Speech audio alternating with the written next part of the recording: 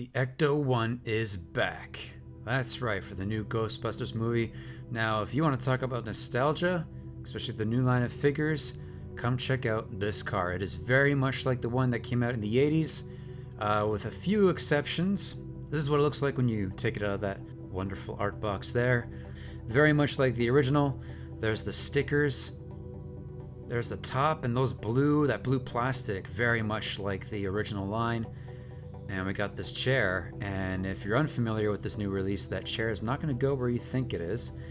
Unlike the original that had the chair that goes on the top, it's going to go at the side, and you got this little cool gadget.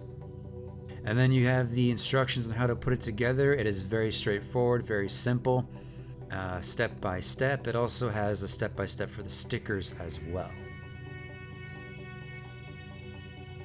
You can line it up so it's by piece. So number 1, if you can see the one in the middle there, and then number 2, if you can see right there, closer to my finger, you snap 1 and 2 together.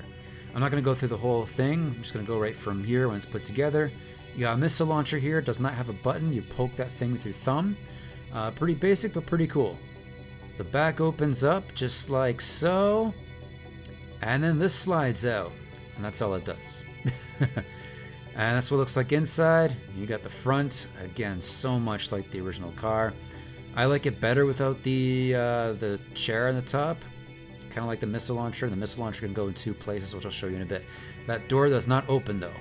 The driver's side door does not open. The other side does, because it's got the door that pops out. So you open that one, and then you open this one that has the chair, which we saw earlier. Now it does not go all the way until you pull it out just a little bit more. You have to pull that exactly just like that, and now you can swing it completely to the other side. So if you have a kid playing with this, make sure they're careful with that, otherwise it can probably easily break. But otherwise it kind of snaps together, so they might just snap the door off instead of breaking it, but who knows. You got the hole there. That's going to be where this launcher is going to go. So you have 2 places to put this launcher, which is pretty cool. Stick that right in there. And then, of course, you can move it up and down. This is what the figures look like next to their car. This is a pretty awesome car, especially for the nostalgia alone. So the peg goes in the back. Snap them in. Very reasonable price at Toys R Us. And if you're a big fan, it's worth your while.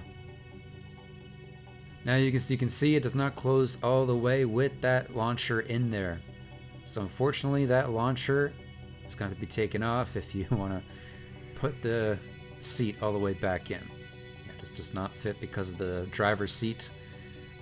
So that you'll just have to take off.